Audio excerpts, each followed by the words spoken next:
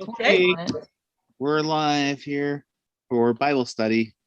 Welcome, and we're here on meeting on Zoom and try to meet every week on Wednesday. So why don't you take it off, Pastor Diane? Thanks, Tony. Well, we decided to step away from reading just the scriptures that are related to the lectionary and to go back to looking at a book or two of the Bible. And Melanie suggested the book of Job. And I just got done telling her it's a pip. Yeah, the book of Job is not one I think that you're going to swing through and get all the answers to the universe, but nonetheless, it's pretty cool. There's a lot of good life lessons there. Yeah, well, yeah, I would think so. So here's Job, right? He's a pretty wealthy man. You can read that in the first little book, the first book of it, which, you know, but he wasn't a Jew. He was basically just someone who, you know, believed in God and did his best to live the way God would want him to live. He wasn't an Israelite. He was, and as a matter of fact, I don't even think we really, he is from Uz, which is, I think, northeast or southeast, pretty close to Israel, but nonetheless. And the book of Job is right before, in the Bible, at least in the Christian Bible, it appears right before Psalms. And it's in the Christian or in the Jewish Bible as part of what they call basically the writings. He not in the prophet, obviously, because Joel wasn't a prophet, just basically a story about him. There's some interesting questions, like we said, in the book of Job, and we'll see how deeply we can get into some of them. We may end up just scratching our head and say, you know, we're really not sure about some of them, but nonetheless, most people think that the book of Job was written somewhere around 3rd, 4th century BC, something like that. And the theme of the book, of course, is the problem of suffering. And just let me say, too, that at the point in time when Job was alive, there was a lot going on as far as people were idol worshiping and all of that sort of thing. So he had a lot going on in the background of his life. There's the deal of it. The first couple of chapters, 1 and 2, are basically the prologue, and they set up the whole story. And then there starts to be a dialogue between Job and his friends. So there you go. And we'll get into there a little more. He refers, along with him, he refers to God as Elohim, which means God. Is not referring to Christ. And they also use the term Shaddai, which means Almighty. It doesn't mean God. So he's looking at God from that standpoint. So let's go into the first chapter, shall we? And I think today I haven't set up for how far we want to read. I think we will know when we come to the end of our time as far as our questions. So I have a really good introduction to my book in my Bible, and it tells us a little bit of the background. I could share that if you'd like. That sounds like an excellent idea. All right, because it gives us a little insight before we even get started. The book of Job is the story of a good man who suffers total disaster. He loses all his children and property and is afflicted with a repulsive disease. Then, in 3 series of poetic dialogues, the author shows how Job's friends and Job himself react to these calamities. In the end, God himself, whose dealings with the human race have been a prominent part of the discussion, appears to Job. The friends of Job explain his suffering in traditional religious terms. Since God, so they assume, always rewards good and punishes evil, the sufferings of God can only mean that he has sinned. But for Job, this is too simple. He does not deserve such cruel punishment because he has been an unusually good and righteous man. He cannot understand how God can let so much evil happen to one like himself, and he boldly challenges God. Job does not lose his faith, but he does long to be justified before God and to regain his honor as a good man. God does not give an answer to Job's questions, but he does respond to Job's faith by overwhelming him with a poetic picture of his divine power and wisdom. Job then humbly acknowledges God as wise and great, to the wild and angry words he had used. Yeah. Well, that sounds like the story of a lot of us, nonetheless. Okay, let's go into, I have myself the voice. Phyllis, you have the, NIV. that's what I thought. Roxy, the Living Bible. Yep. Yes. Tony, Kate, I okay. have ASB, but I could switch to something else if you prefer. you have which one, Tony? ASB, American Standard Bible. Okay, and American Kate? Standard Version. I've got New Revised Standard Version. Ooh, there you go. All right. That's a mouthful. We got everybody, all the things covered. Yep.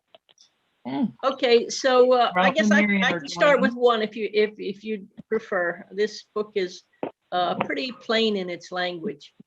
Here's Miriam and Ralph. We'll get them caught up here. Oh, Hi, okay. guys. We are starting with Job, Job 1.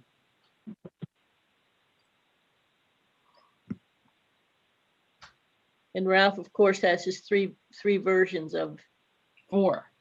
4. Okay. And there's some interesting things even in the first chapter that I guess we should talk about. Ralph and Miriam, you want to give me a high sign when you got the scripture ready? I think they're ready. We can't hear you. Got it. Okay. Okay, there we go. So I'll start with the chapter 1. Once there was a man from Uz by the name of Job. He was a very good man, his character spotless, his integrity unquestioned. In fact, he so believed in God that he sought to honor him in all things. He deliberately avoided evil in all of his affairs. He had 7 sons and 3 daughters. He owned 7,000 sheep, 3,000 camels, 500 teams of oxen, 500 female donkeys, and a large number of servants. Among Easterners, he was the most powerful and influential man. His sons, who were all wealthy landowners too, all used to gather together on each other's birthday and special occasions. The brothers would take turns hosting the others in their homes, and they would invite their 3 sisters to eat and drink with them. When these days of feasting were through, Job would call all of his family to his own house and purify them, rising up early in the morning to offer burnt sacrifices for each one.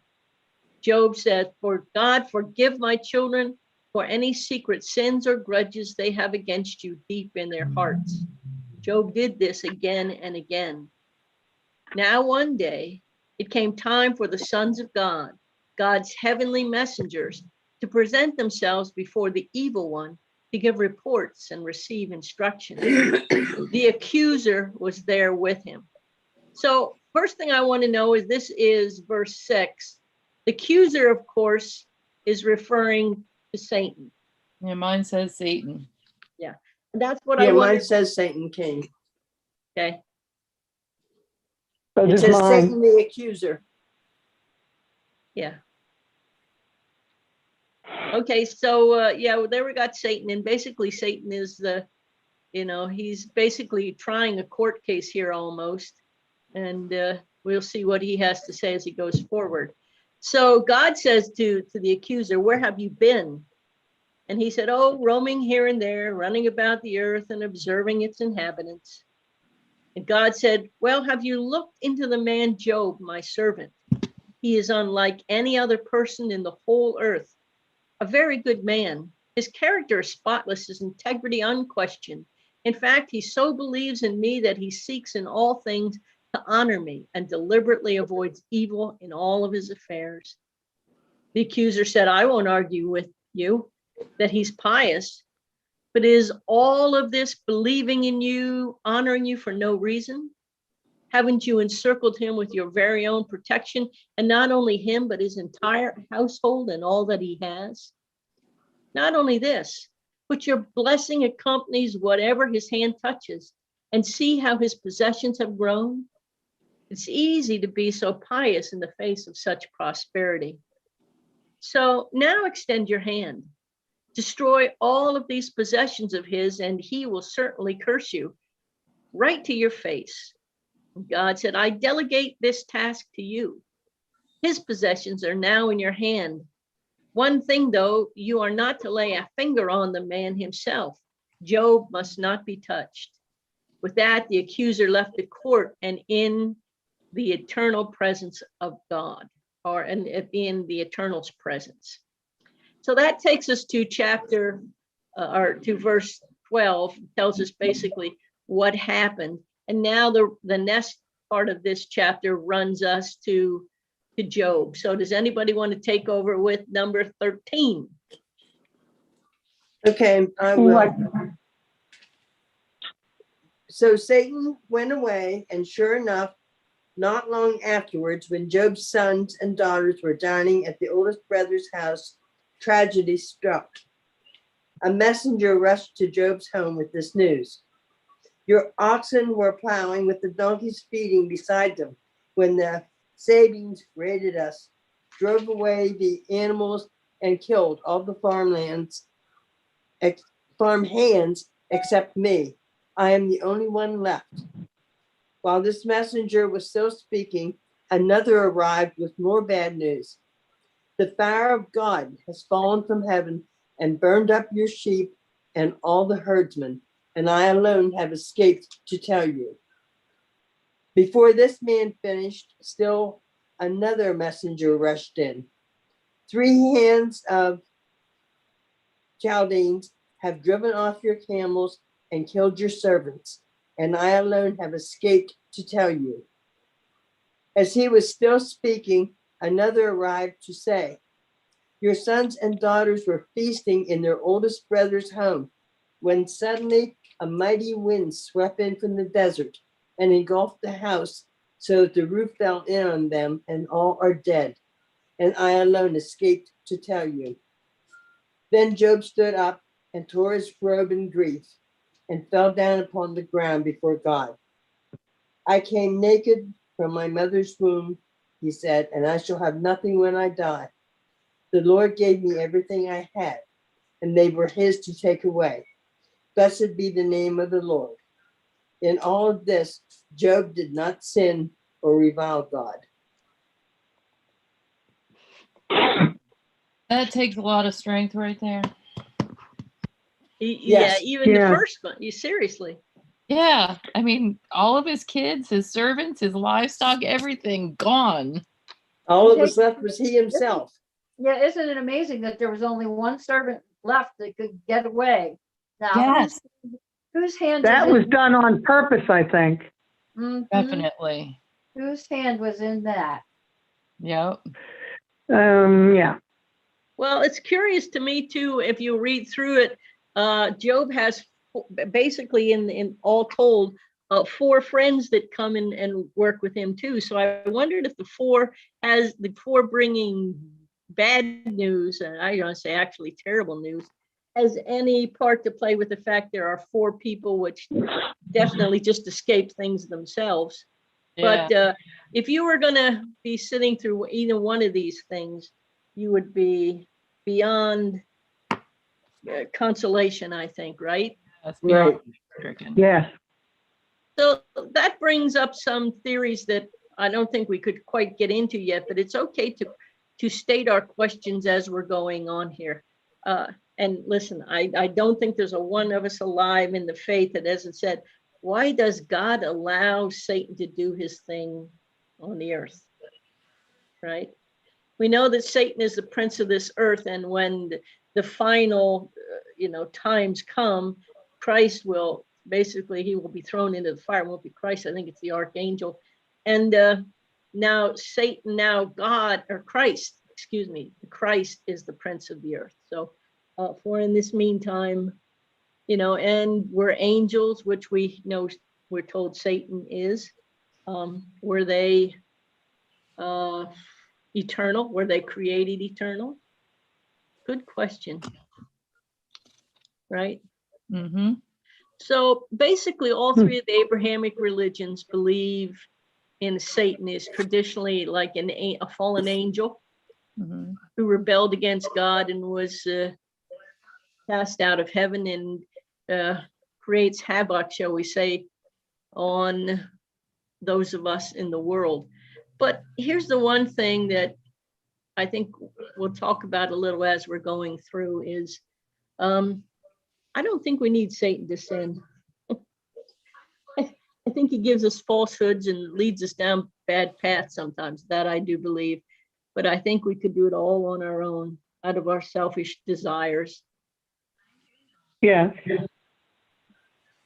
But I here's agree. a man who has received many bad words all in the same day, yet he doesn't take anything away from God, right? It says, God gave it to me. God can take it away. I came in naked. I'm going to go out naked. So he hasn't done anything to wonder yet or do anything accusing to the Lord. Still, you wonder why Satan didn't say, oh man, that was about all I could give the bugger, and he still hung in there with his faith. So let's go on to number 2. Who wants to read?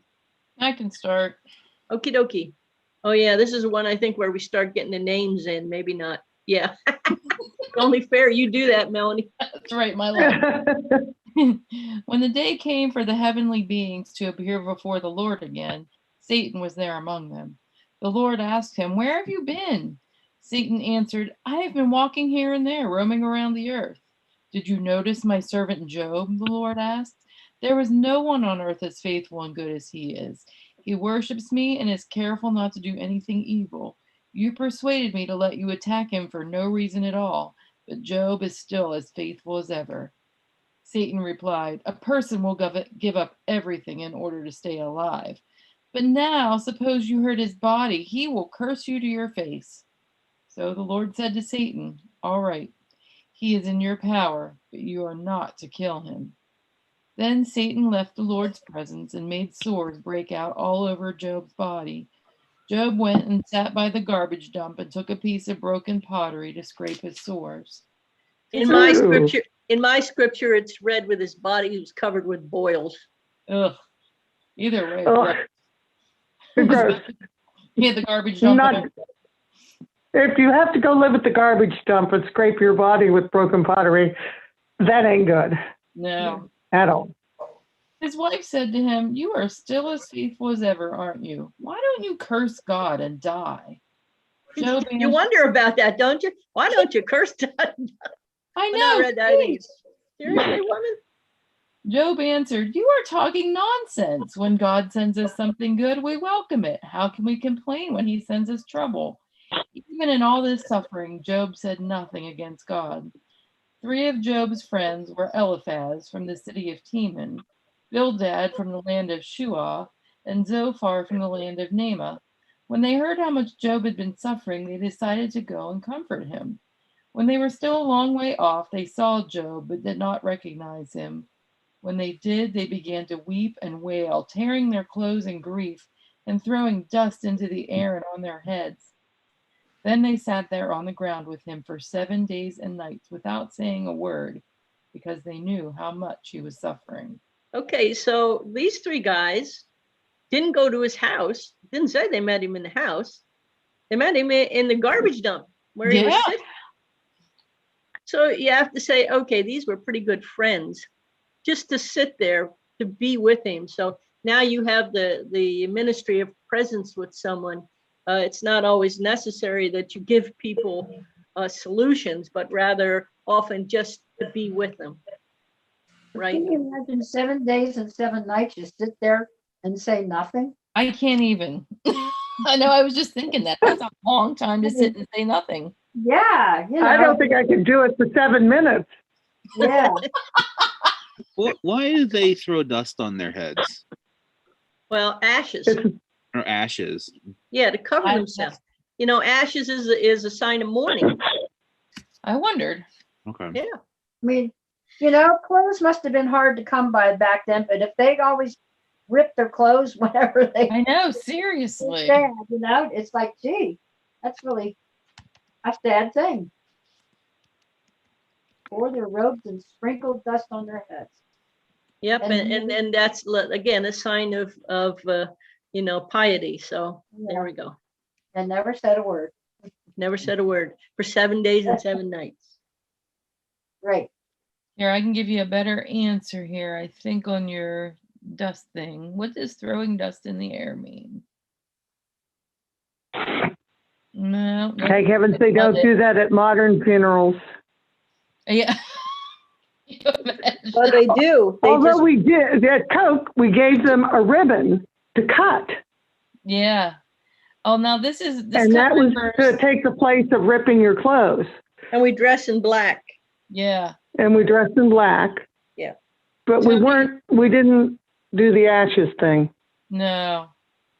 Tony, or What'd you all of you, another symbol of throwing ashes is a symbol of sorrow for our sins. Yeah. So that could be, because they believe that Job was suffering because of sins, they were throwing their ashes on his.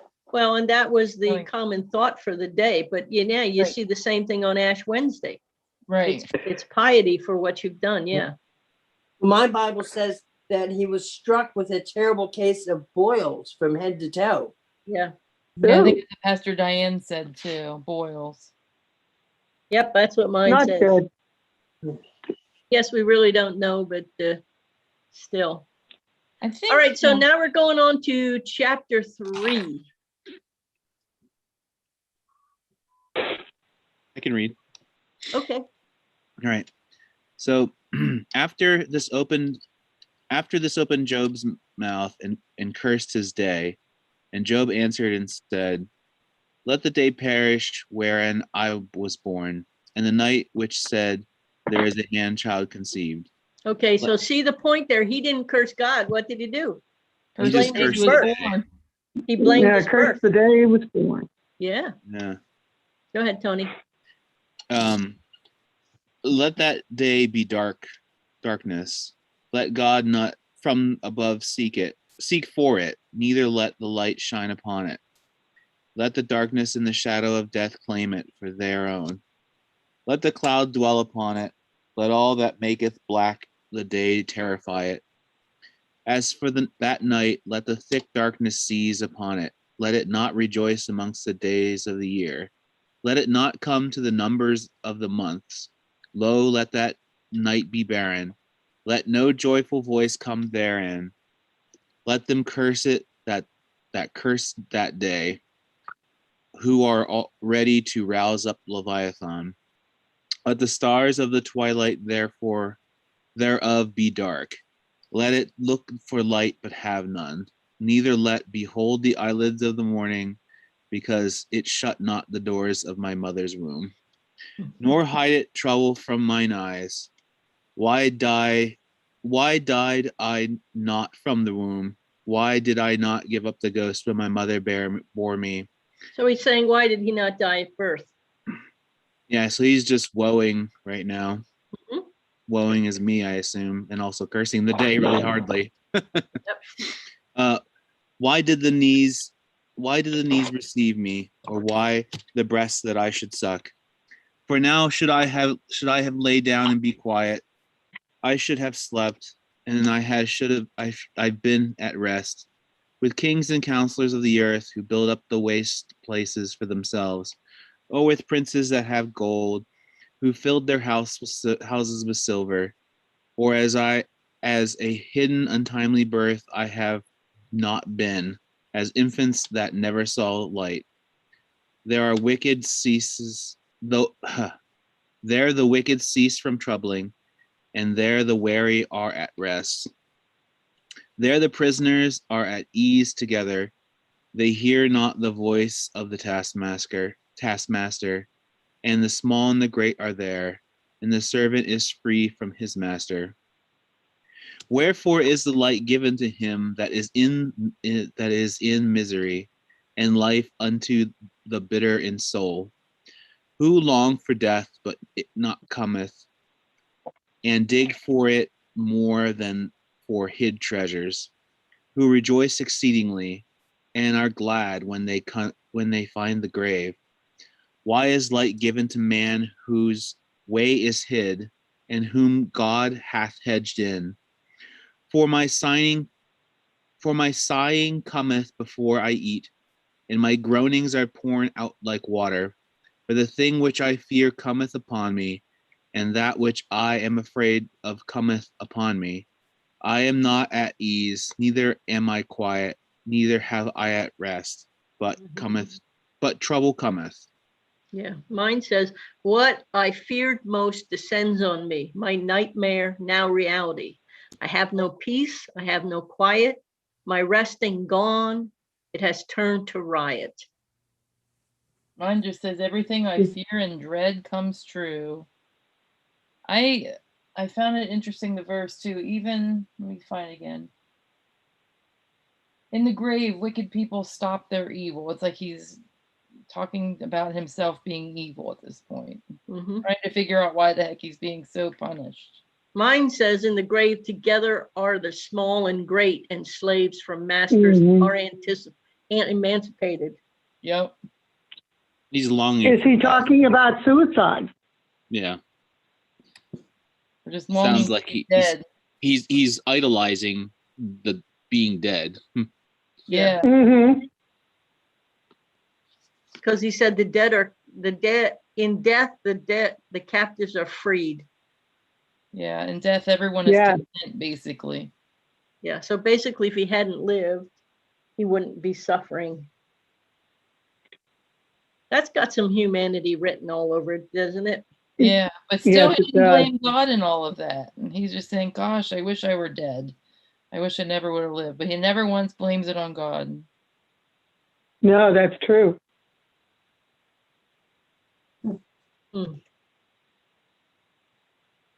My Bible says here about the life in Bible times, and it was saying that when something sad happened to people or to someone they loved, they would often cry loudly, rip their clothing, sit on the ground, on the bare ground, and sprinkle dust or ashes on their heads.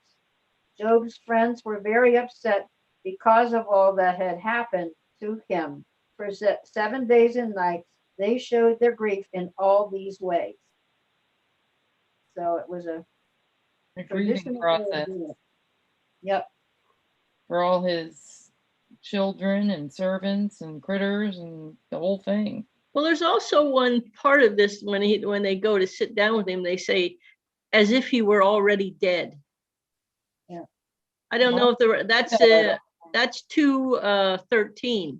That's mine says, then they went on the ground and stayed with him for 7 days as if he were already dead. So I wondered if that was like a period of mourning in those days. Yeah, I bet it was. 7 days period of mourning. Mm-hmm. It sounds like the only thing that was left to him was his wife. If you look back at that. And she says, just die, you know. Just curse God and die. curse God and die. Yeah, you just curse God and go out. I wonder why she felt that one followed necessarily the other, because I guess if you do good, you're under, God's going to protect you. If not, God's going to do you in, I guess is her I guess, attitude.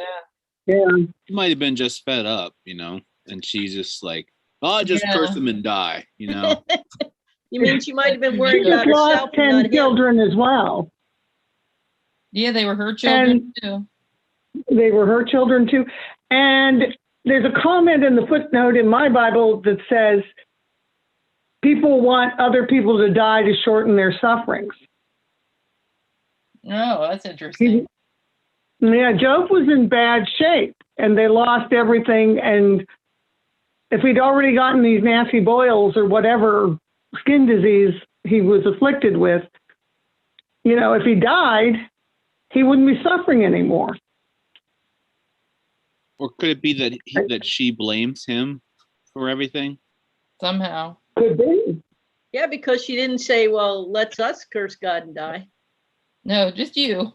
Of course, she didn't have any boils on, so I would imagine his suffering was a lot greater than hers. Interesting questions. If I never lived, I wouldn't have gone through all of this. Couldn't we all say that? Yeah, and Yeah, If we really. never gone through all they this. wouldn't have had children and grandchildren. They wouldn't have had a way. So it works both ways. That's right. Yeah. No.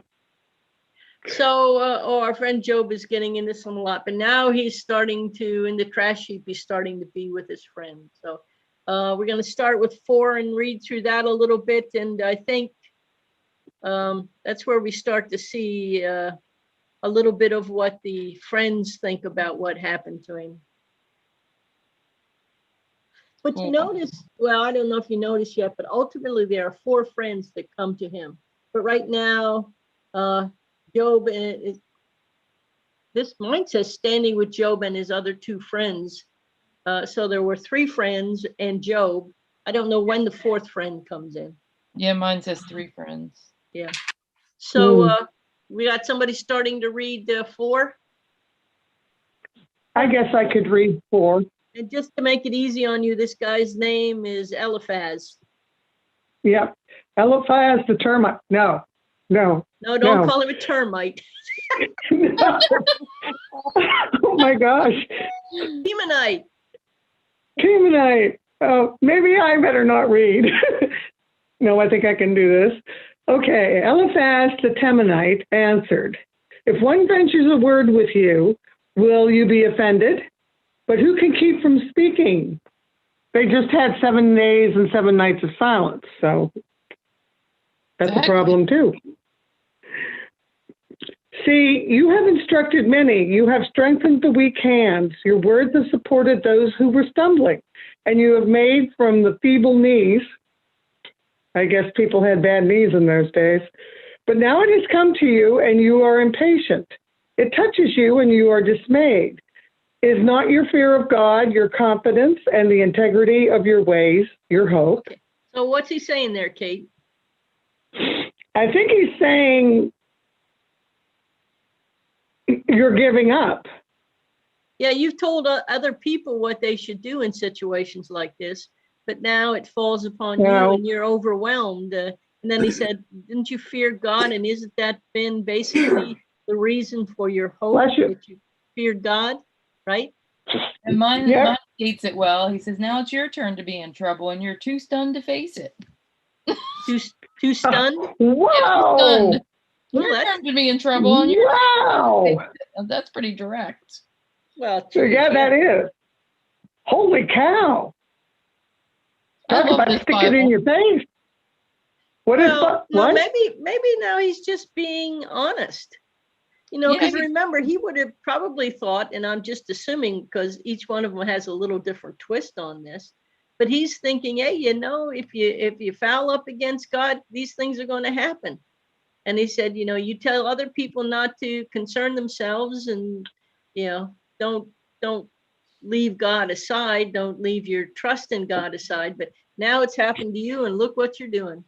What happened to this unswerving hope of yours? Isn't the fear of the God the reason for your hope? So it sounds to me like the guy just went through a period where he's saying, I got no hope. I got nothing. I wish I was never born. Yeah. Okay, Kate, so we're starting with verse 7. Yeah. Think now, who that was innocent ever perished? I think, or were the upright cut off? As I have seen, those who plow iniquity and sow trouble reap the same. By the breath of God they perish, and by the blast of his anger they are consumed. Mm-hmm. The roar of the lion, the voice of the fierce lion, the teeth of the young lions are broken. The strong lion perishes for lack of prey, and the whelps of the lioness are scattered. So what's he saying, basically? He's saying he's saying that if you're good, then these things don't happen to you. Right. Mm-hmm. That's what if you're, yeah, if you've sown trouble, then you get trouble. From God. From God. Yeah. And if you're godly, when the trouble comes your way, God will disperse of it. So that's what Eliphaz believes. Yep. Okay. Shall I go on? Yeah, go ahead. Start with 12.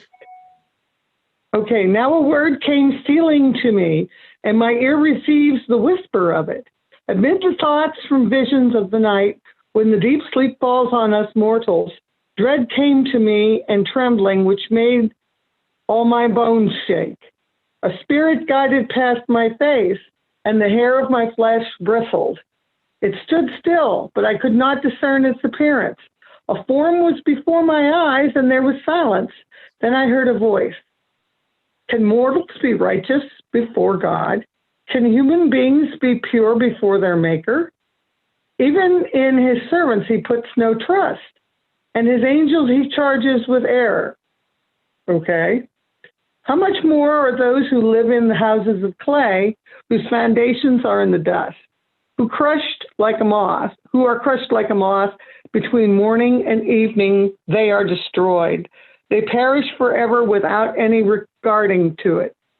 The tent cord is plucked up with them, and they die devoid of wisdom. Wow, Like, he's got a pretty people are strident view. not Got a pretty strident view of the relationship between God and man, does he not?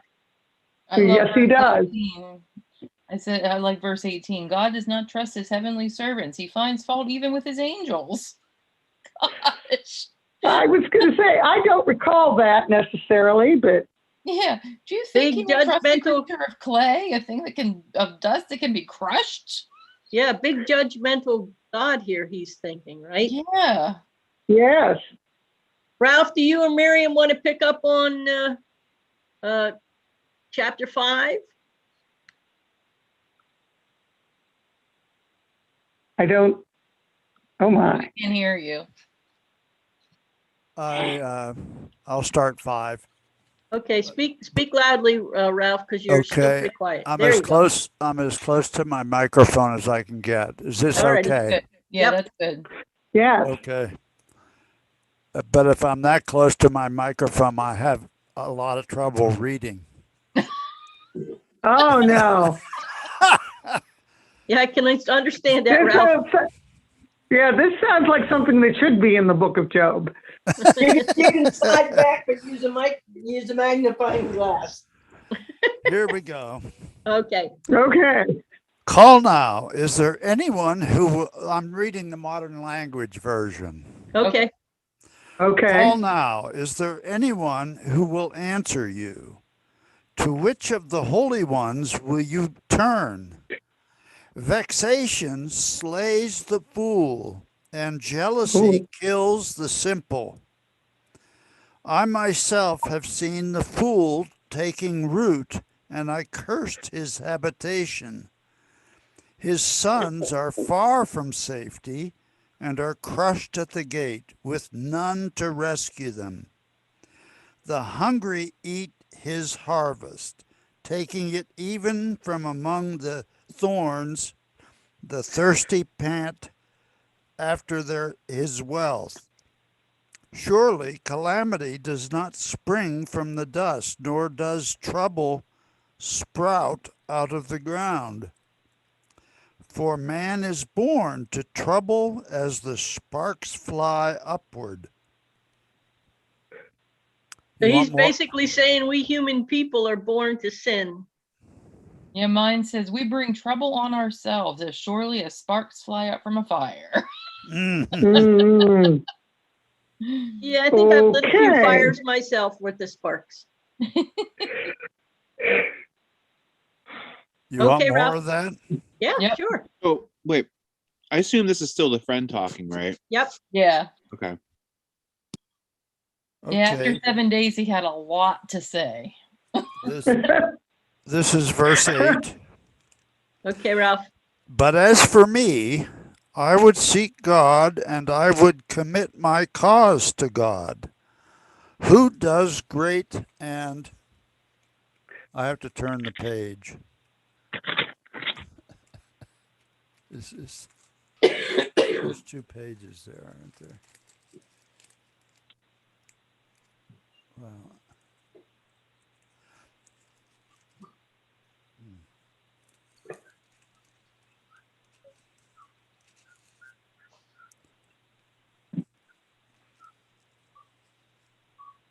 We're still on 6, right? 5. 5. 5. Should be about chapter Right. 9 Right. or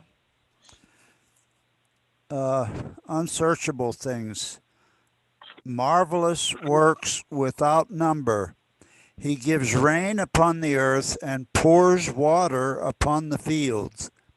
He lifts the lowly up high, and he raises the sufferers to positions of safety. He thwarts the schemes of the crafty so that their hands achieve no success. He snares the wise in their own craftiness, and the plottings of the wily are frustrated. Even in the daytime they meet with darkness. At noon they grope as at night. But he saves the fatherless from the mighty, from the sword of their mouth, and the needy from the clutch of the mighty. So the lowly gain hope, and injustice shuts her mouth. Okay.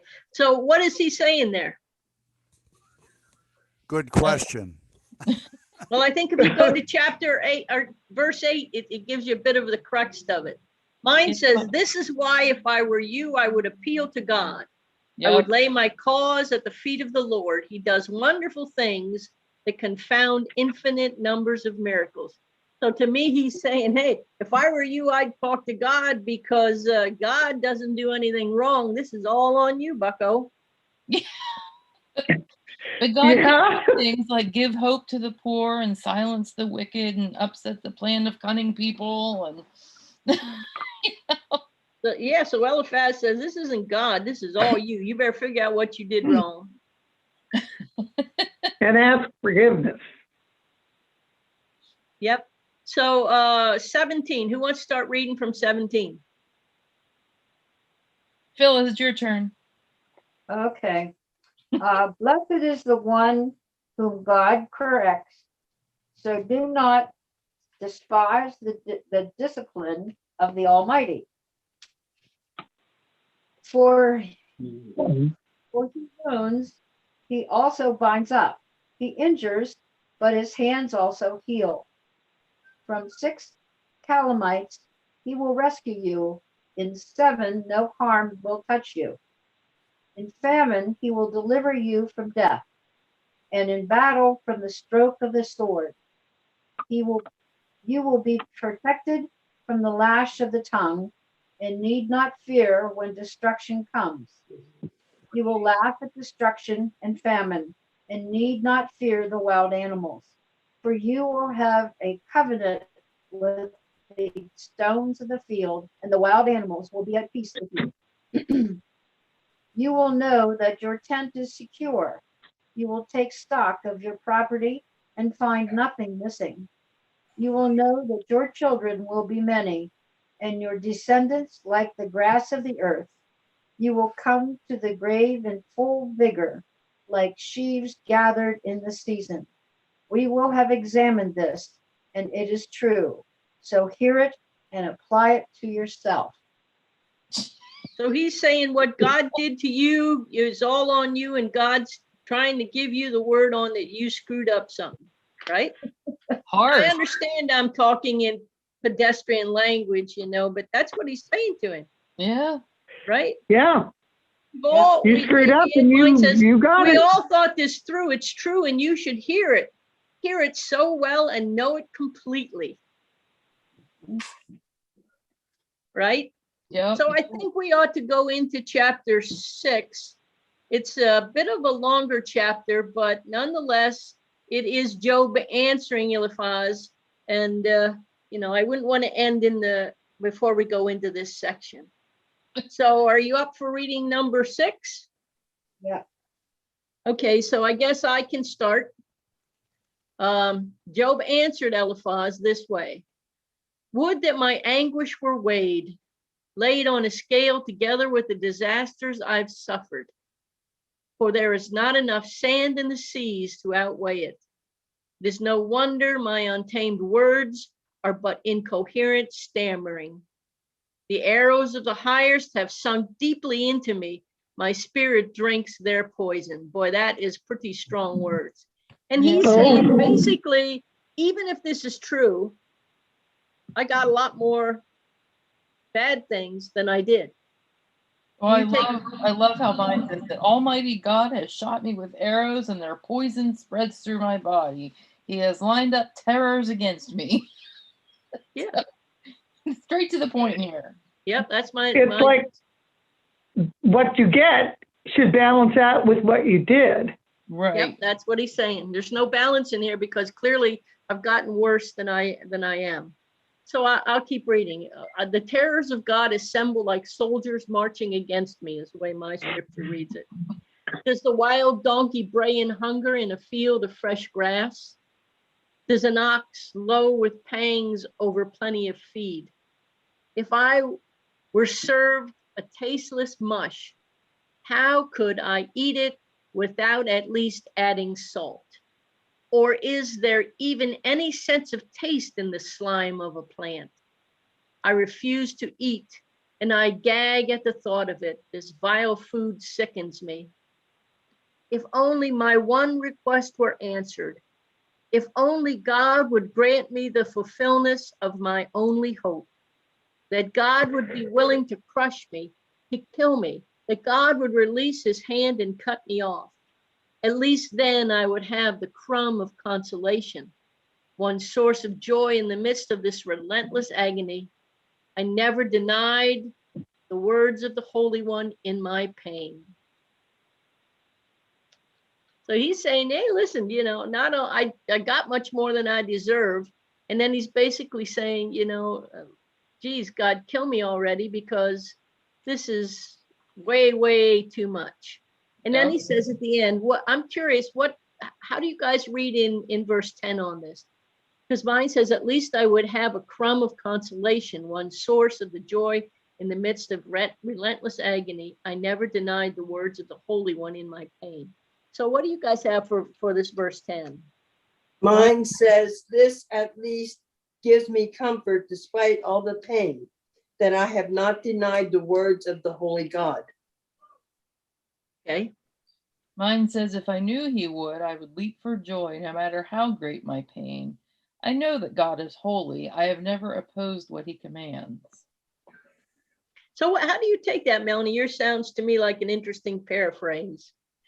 I think right before it says, if only he would go ahead and kill me. So he's saying, God, just put an end to it because I know I'll be with you when I'm done.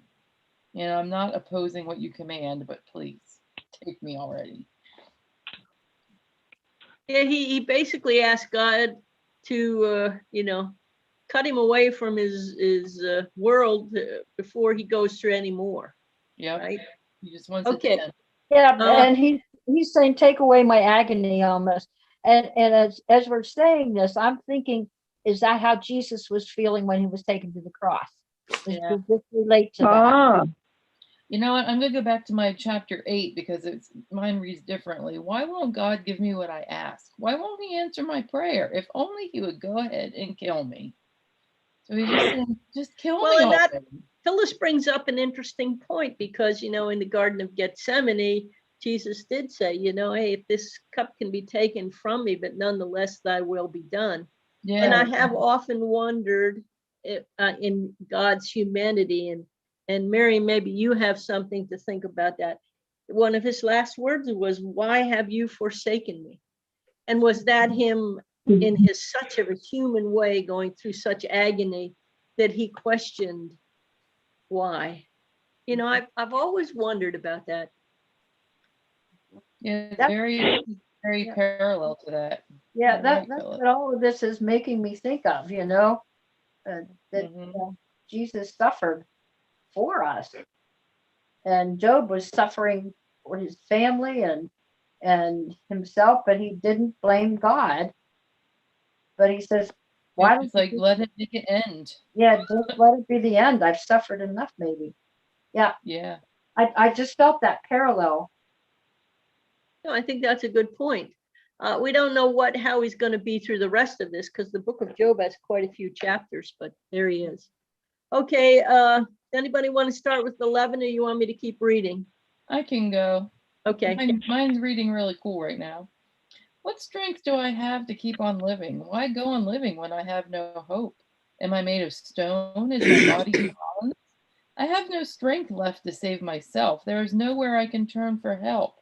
In trouble like this, I need loyal friends, whether I've forsaken God or not. But you, my friends, you deceive me like streams that go dry when no rain comes. The streams are choked with snow and ice, but in the heat they disappear, and the stream beds lie bare and dry. Caravans get lost looking for water. They wander and die in the desert. Caravans from Sheba and Tema search, but their hope dies beside dry streams. You are like those streams to me. You see my fate and draw back in fear. Have I asked you to give me a gift or to bribe someone on my behalf or to save me from some enemy or tyrant? All right, teach me. Tell me my faults. I will be quiet and listen to you. Honest words are convincing, but you are talking nonsense. You think I'm talking nothing but wind. Then why do you answer my words of despair? You would even roll dice for orphan slaves and make yourselves rich off your closest friends. Look me in the face. Wow, good friends. Huh? I know. Yeah. I love What Holy it. he's cow. saying, what he's in essence saying is you guys are wrong. You're telling Yeah. me that I did something wrong and I didn't. Yeah. Right? I love Go this ahead. next Yeah. part too. Look me in the face. I won't lie. You've gone far enough. Stop being unjust. Don't condemn me. I am in the right. But you think I'm lying. You think I can't tell right from wrong. I love Job.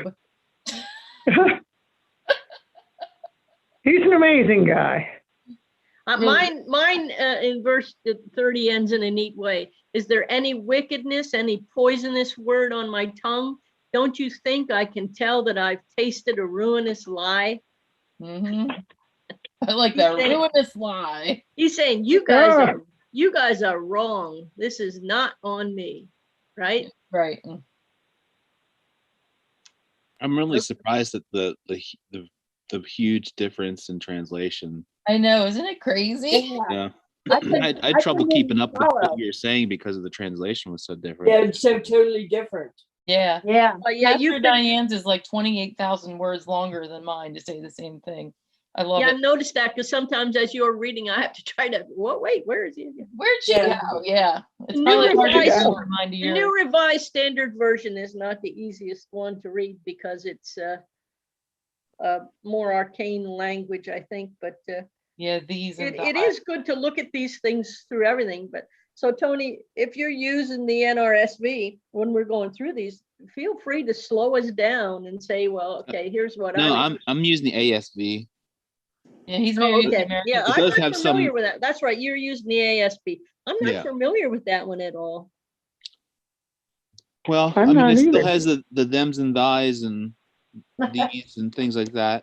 So I'm curious, These and thous. what does your last sentence there on verse 30? Sure. It says, is there injustice on my tongue? Cannot my taste discern mischievous things? Cool. Okay. So there we got our friend Job, and that's quite an introduction to it, I think. Yeah.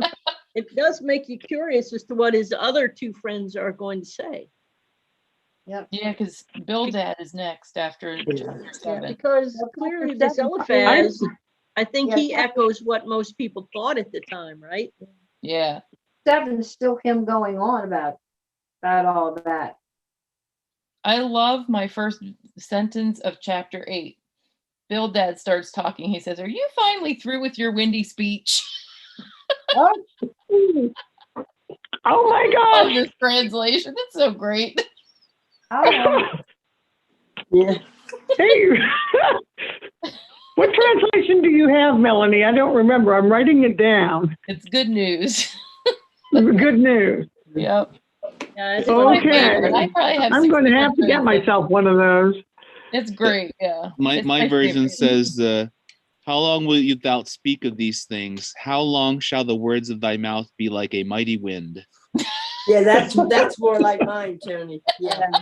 that mine says blessing when. I love it.